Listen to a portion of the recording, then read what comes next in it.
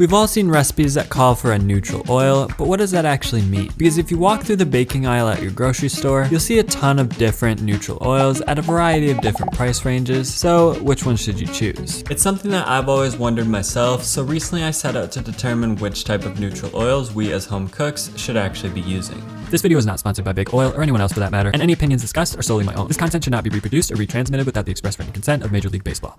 Now, the first thing you need to consider when choosing which neutral oil to use is whether you're using it for a cooked application or an uncooked application. And beyond that, if you are using it for a cooked application, you'll need to consider whether it's a lower quantity application like baking, sauteing, or searing, or a higher quantity application like frying. And the reason I make that distinction is because when you're frying, you're using a large quantity of oil, so the price of the oil is more important to consider in that case. And perhaps even more importantly, the process of frying is different from most other cooking methods in the sense that the food is actually submerged in the oil during frying, often not making contact with any other cooking surface. So the effect that the oil has on the food is pretty significant. So when it comes to using neutral oils for uncooked applications like salad dressings, mayonnaise, and sauces, really the only considerations are price and flavor. So I'm not considering nutrition in this video just because number one, I'm not an expert on the subject, but also everybody's dietary needs are different, so it's pretty hard to make a general recommendation there. Now, all of these oils are refined, meaning that they've had impurities like particulate matter and free fatty acids removed, so as a result, they should all have a very neutral flavor. However, as was noted in a recent issue of Cook's Illustrated magazine,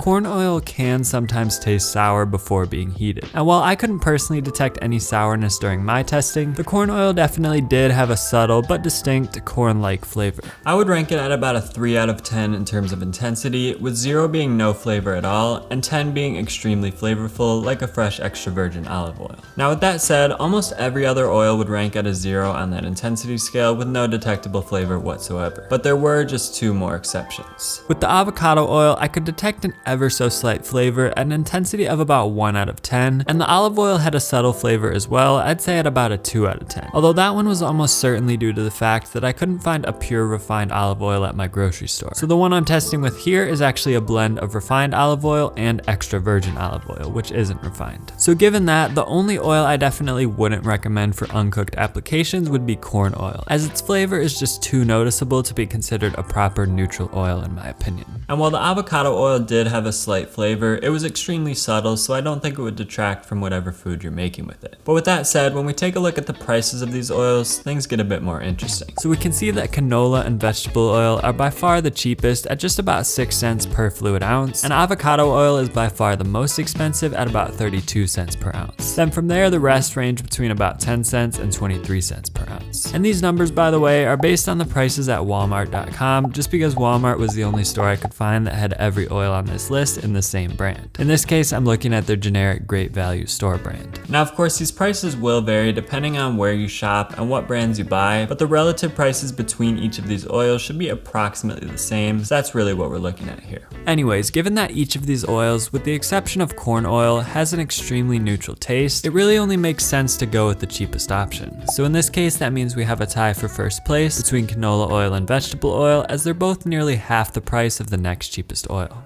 Now things start to heat up once we take a look at cooked applications, and we'll begin by looking at the lower quantity applications like baking, sauteing, and searing. So the reason we need to differentiate between cooked and uncooked applications is because these oils can change in flavor after being heated, and much of that change is dependent on the smoke point of the oil. So once an oil reaches its smoke point, its structure actually starts to break down to form free fatty acids. And if you remember from earlier, the lack of free fatty acids is what made these oils neutral tasting to begin with. So as an oil reaches its smoke point, it begins to taste far less neutral, and it can of course also develop some burnt flavors due to the fact that it's actually smoking. Now when you're cooking at reasonably low temperatures, below about 400 degrees Fahrenheit, this breakdown happens very slowly. We're talking multiple full uses of the oil, so that's really only a concern when you're frying, where you're likely reusing the same oil multiple times. But for especially high heat applications like searing, there's a chance that your oil will exceed its smoke point, and that's when it'll start to break down pretty rapidly. So ideally, you don't want your oil to exceed its smoke point, because again, that'll just lead to off flavors and burning, not to mention a bunch of smoke in the air, which isn't great, especially if you live in a relatively small apartment like I do.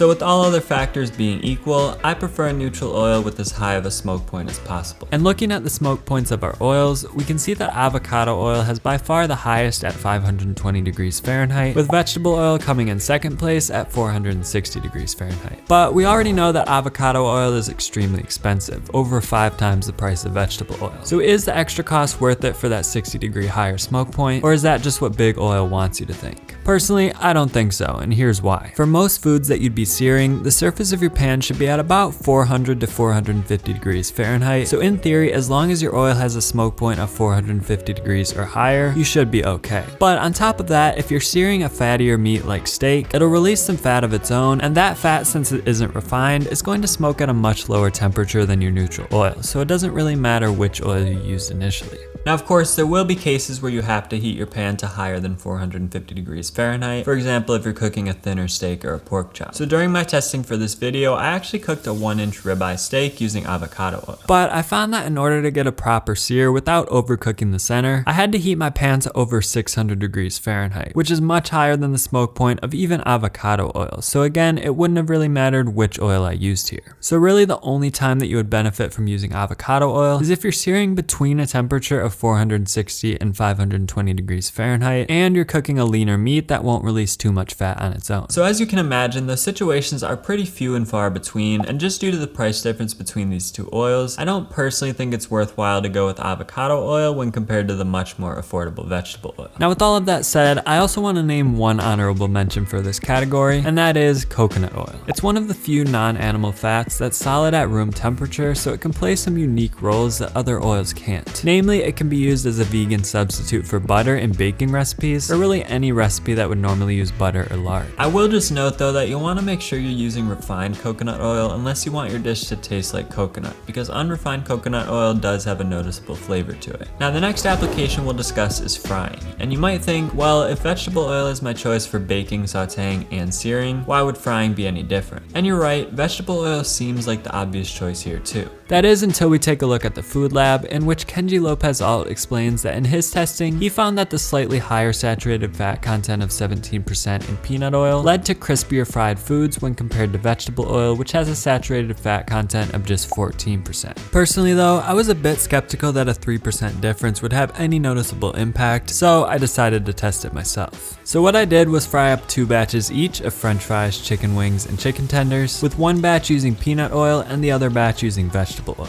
So of course, I made sure to keep all other variables the same, and I even mixed up the 2 trays before tasting in order to eliminate any potential bias. But what I found was that in terms of crispiness, I couldn't tell any difference between the 2 trays. There was a very slight difference in flavor, but neither was necessarily better than the other. And the difference was so small that it probably was just caused by slight inconsistencies in seasoning or oil temperature, as of course I couldn't keep both pots at the exact same temperature at all times. Either way, I think the point is that the frying method you use, namely the time, temperature, and seasoning, make a far bigger difference than the type of oil you use. That is, as long as you're using a high smoke point neutral oil.